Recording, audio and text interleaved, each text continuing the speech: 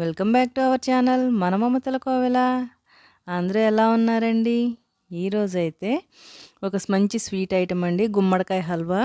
ఆ గుమ్మడికాయ హల్వా అయితే చేసేసుకుందాం. ఇక్కడ ముందుగా అయితే గుమ్మడికాయని పీల్ చేసేసుకుందాం. గుమ్మడికాయ పీల్ చేసుకోవడమే పెద్ద టాస్క్ అండి. ఎందుకో చాలా గట్టిగా అనిపించింది.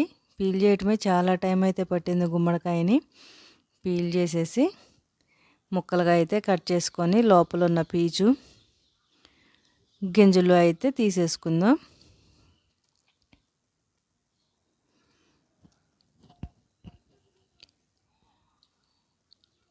గుమ్మడికాయ అయితే చాలా బాగా పండిందండి. లోపల అయితే మంచి కలర్ వచ్చింది. అదిగోండి గుమ్మడికాయ లోపల అవి ఉన్న పీచు గింజలు మొత్తం తీసేసి అయితే సన్నగా తురుముకోవాలండి. గుమ్మడికాయ తినడానికి టేస్టీగానే ఉంటుంది, కానీ స్వీటు పీల్ చేసేటప్పుడు తురిమేటప్పుడే ఉంటుంది టైం టేకింగ్ ఎక్కువ. ఇలా అయితే సన్నగా తురిమేసుకొని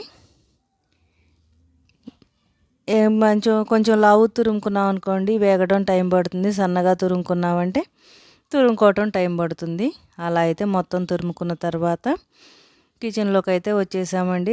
స్వీట్లోకి కావాల్సిన బాదము, జీడిపప్పు, గుమ్మడి గింజలు, సన్ఫ్లవర్ సీడ్స్, బెల్లము, యాలకులు అయితే రెడీ చేసి పెట్టాను. ఇక్కడ వచ్చేసి ఎక్కువసేపు పడుతుంది కదా, కొంచెం అడుగు మందంగా ఉన్న గిన్నె అయితే తీసుకుందామండి. ఇక్కడ పక్కన వచ్చేసాము డ్రై ఫ్రూట్స్ వేయించడానికి నెయ్యి వేసి అయితే వేయించుకుందాం. గుమ్మడికాయకి కూడా కొంచెం నెయ్యి ఎక్కువే పడుతుందండి. నెయ్యి వేసేసి తురుముకున్న గుమ్మడికాయ తురుము అయితే వేసేసుకొని వేయించుకోవాలి.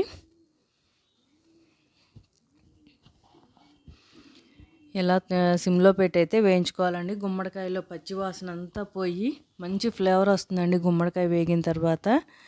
కాకపోతే టైం ఎక్కువ పడుతుందండి. మనకి ఇక్కడ వీడియో చూడటానికి అయితే 4 minutes 5 minutesలో అయిపోతుంది, కానీ దాదాపు 1 hour దాకా టైం పడుతుంది. గుమ్మడికాయ పచ్చి వాసన పోవాలి. ఈలోపు వచ్చేసి మళ్ళీ బెల్లం వేసిన తర్వాత బెల్లం మొత్తం కరిగిపోయి మళ్ళీ మామూలు ఫస్ట్ స్టేజ్కి వచ్చినట్టు వస్తుంది. ఆ బెల్లం మొత్తం మళ్ళీ కరగాలి.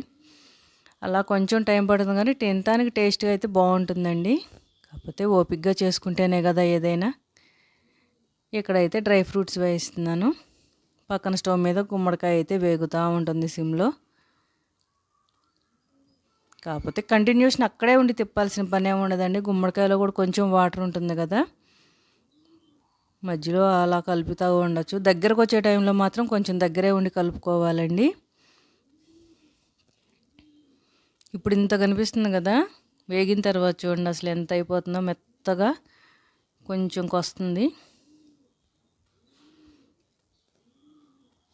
ఇంకా కొంచెం వేగాలండి. ఇంకా దగ్గరకు వచ్చిన దాకా ఉంచేసి ఆ తర్వాత అయితే బెల్లం వేసుకొని మళ్ళీ బెల్లం కూడా మొత్తం గుమ్మడికాయలో అయితే ఉడికిపోవాలి.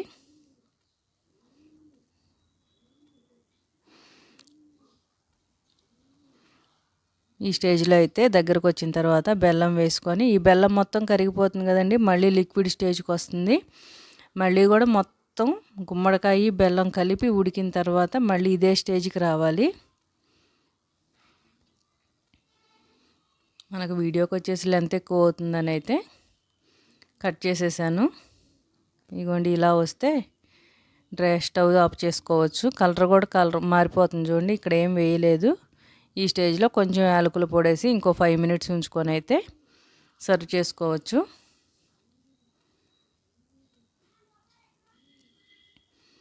గుమ్మడికాయ హల్వా నచ్చితే లైక్ చేయండి. ఇదిగోండి మన గుమ్మడికాయ హల్వా అయితే రెడీ అయిపోయింది. నేనైతే ప్లేట్లోకి సర్వ్ చేస్తున్నాను. ఇందాక వేయించుకున్నాం కదా డ్రై ఫ్రూట్స్, అవన్నీ పైన వేసుకొని గార్నిష్ చేసుకోవటమే.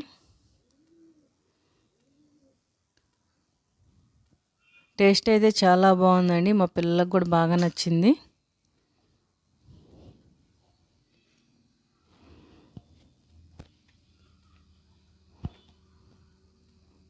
ఇందాకే వేయాల్సింది పొరపాటు చేశాను. డ్రై ఫ్రూట్స్ మొత్తం పైనే ఉండిపోయినాయి. ఇదేం లేదులేండి, పీస్గా ఏం రాదు కదా, కలిపేసుకోవచ్చు, ఇబ్బంది ఏం లేదు. మన గుమ్మడికాయ హల్వా కనుక నచ్చితే లైక్ చేయండి, సబ్స్క్రైబ్ చేసుకోండి.